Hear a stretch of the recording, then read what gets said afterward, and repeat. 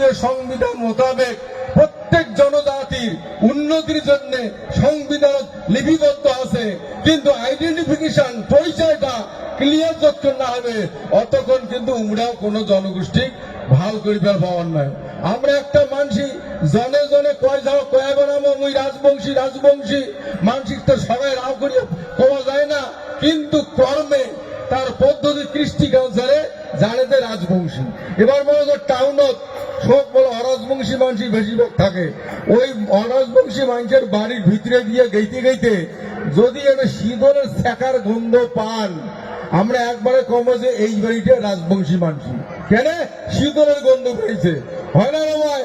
তাহলে ওই কিন্তু বাংলা ভিডিও কয় নেই রে ভাই, কায় কোটে দান মুই বলে তুলে অরাজবংশীর ভিতরে বা ভাটিয়ার ভিতরে মুই একলা রাজবংশী মানে ভিড়িয়া কয় নাই, ওকে তো বাড়ির ভিতরে চুপচাপ আছে, কায় গেল লাগেল পথে পারলে ওর শীতলের গন্ধতে ঘাটার মানছি টের পাল, ওইটাই রাজবংশী।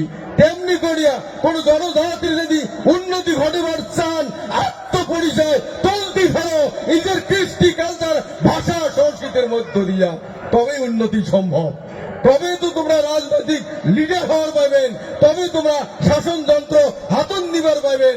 গণতান্ত্রিক দেশত শাসনযন্ত্র যতক্ষণ হাতন নিবার পান নাই, মানুষের হাতত যন্ত্র তুলে দিয়া তোমার কোনোদিনও উন্নতি হওয়া সম্ভব নয়। আমরা এইটা উপলব্ধি করি বসি যে আত্মসচেতন আত্মপরিচয় নিজের পরিচয় যতক্ষণ পর্যন্ত সঠিকভাবে তলতি ধরা না দেয়, যেমন একটা মানুষ কোন লোনের দরখাস্ত বা চাকরির দরখাস্ত করি যায়, যদি ওর বাবার নাম ভুল থাকে, ওর ঠিকানা ভুল থাকে, ওর লোনও পায় না চাকরিও পায় না, তেমনি একটা জনগোষ্ঠীর ডেভেলপমেন্টের ক্ষেত্রে তার যদি পরিচয়ের সঠিকভাবে পরিচয় না থাকে তার ডেভেলপ হওয়া সম্ভব নয়। আর একটা জনগোষ্ঠীর সঠিক পরিচয় ফুটে উঠে উমের ভাষা, উমের কৃষ্টি, উমের সংস্কৃতি, উমের পরম্পরা, উমের ট্রেডিশনের মধ্য দিয়ে ফুটে উঠে।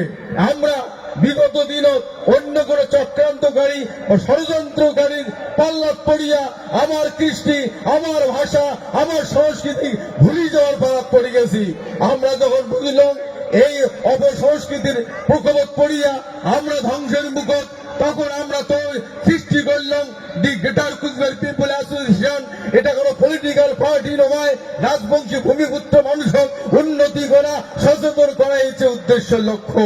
সেই ভিত্তিতে আজকে আমরা অক্লান্ত পরিশ্রম করতে করতে আজ এমন একটা জায়গা পৌঁছে গেছি। এক সময় কইছে রাজবংশী বলতে কাম নাই, সবাই মিলে বাঙালি। আজকে আমার আন্দোলন, প্রতিবাদ, কৃষ্টি কালচার তলতি ধরিয়া প্রমাণ করে দিয়েছি আমরা বাঙালি নয়, আমরা স্বতন্ত্র রাজবংশী জনজাতি।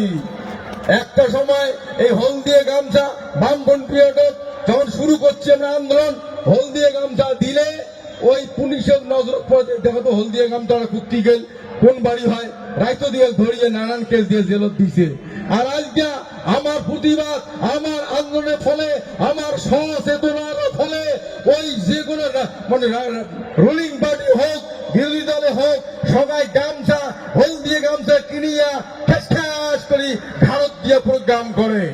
আগত রবীন্দ্রসঙ্গীত, নজরুল গীতি আমরা এটা নিন্দা করি না, এই উচ্চ সঙ্গীত দিয়া আমার এখানে মাটি কোন প্রোগ্রাম করলে উদ্বোধন করছে, এলা আমার মাটি, আমার ভাষার, আমার ভাওয়াইয়া গান, আমার পাটাই বেদন মিশ্রণ বা বৈরীনাথ এগুলো দিয়া বিভিন্ন পলিটিক্যাল পার্টি খেলাত পড়িয়া আমার কৃষ্টি স্মরণ করিবার লাগছে, সাথে সাথে আমার পরিস্থিতি, আমার ক্ষমতা শোকে বৃদ্ধি ঘটিবার লাগছে। আমরা এমন করতে করতে এই কৃষ্টি কালচার খালি আনন্দের বিষয়বস্তু নয়, আনন্দ অবশ্যই কর্ম। বেটার বিয়ার যেমন সবাই আনন্দ করে, কিন্তু ওই অসুস্থ হলে গেলে সবাই চুপ, তেমনি আমরা বর্তমান চুপ আছি।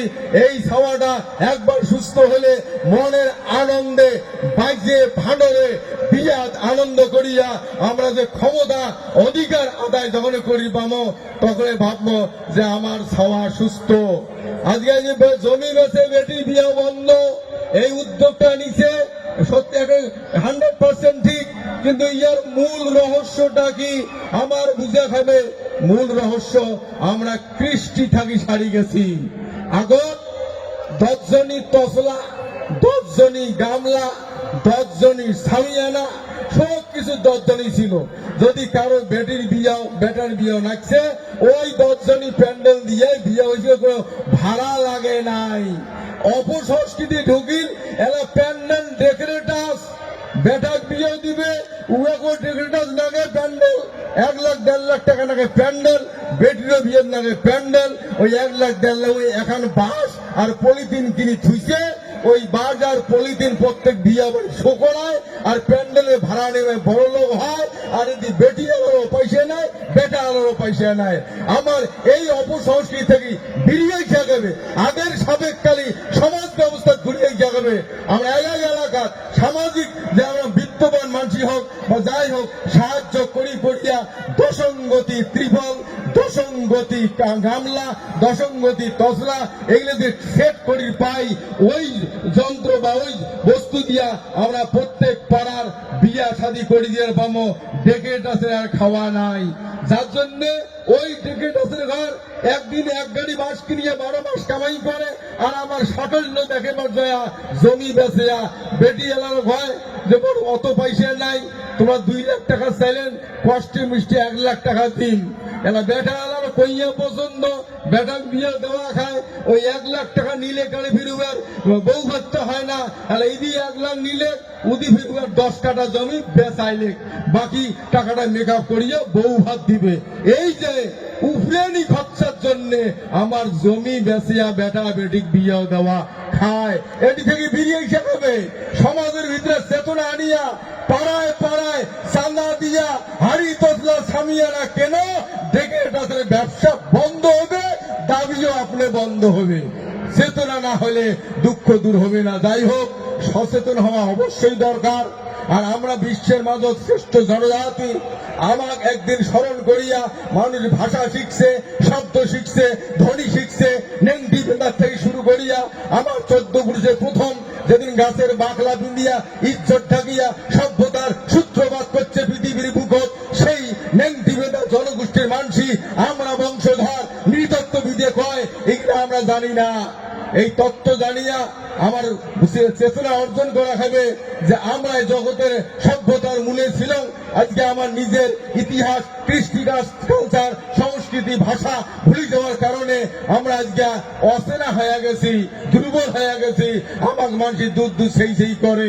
সেই জন্য এই জায়গাটি বিড়ি আসিবার গেলে প্রথম ভাষা, কৃষ্টি, সংস্কৃতি, পরম্পরা আমার যে আগে থেকে ট্রেডিশন চলে যাচ্ছে, বাপ মা থাকাকালীন, বাপ ঠাকুরদের জেঠো থাকাকালীন যে পরম্পরা চলে যাচ্ছে সেগুলা আস্তে আস্তে আরো রিস্টাবলিশ করলে গেলে নষ্ট করিয়া আমার অভাব দূর হবে, সমস্ত কিছু অনটন দূর হবে। এইটা বিশ্বাস রাখবেন। সেই জন্য মনে আটুস থাকিল আনন্দ ফুর্তি আমরা আমার কৃষ্টির মধ্য দিয়ে কর্ম, আমার কুষাণ গানের মধ্য দিয়ে আনন্দ ভোগ কর্ম, আমার ওই দোতরা গানের যাত্রাপালা খন গানের মধ্য দিয়ে আনন্দ উপভোগ কর্ম, আমার কৃষ্টি কালচার যায় করে সেই শিল্পী পয়সা পাও। ওই কলকাতার থাকিয়া অপেরা যাত্রা দল আনিয়া উমের টাকা দিয়ে লাভ কি? উমের বাংলার কৃষ্টি কালচার শুনিয়া আমার লাভ কি? উমের বেনিফিট হবে। আমার কৃষ্টি কালচার, আমার ভাষার উপরে যে শিল্পী, যে আর্টিস্ট থাকবে, উমের কৃষ্টি কালচার, আমার কৃষ্টি কালচার, উমের পরিবেশনের মধ্য দিয়া আনন্দ ভোগ কর্ম, এই মানসিকতা আনা খাবে। এই ভাওয়াইয়া গান ছাড়া অন্য গান আর ভাল লাগবে না। এটা কাউকে ভাল না লাগে আমার মানুষ তার বুঝে খাবে। আমার কৃষ্টির মধ্য দিয়া, আমার ভাষার মধ্য দিয়া আমার বাঁচি থাকিবার, ভক্তি থাকিবার, বলিষ্ঠ শক্তি নিয়া মাথা উঁচা করে থাকিবার সমস্ত চাবিকাঠি হল আমার কৃষ্টি সংস্কৃতি ভাষার ভিতরা। এটা সবাই যত্ন করিবেন, কৃষ্টি কালচারের উপরে আগ্রহ হবেন। এই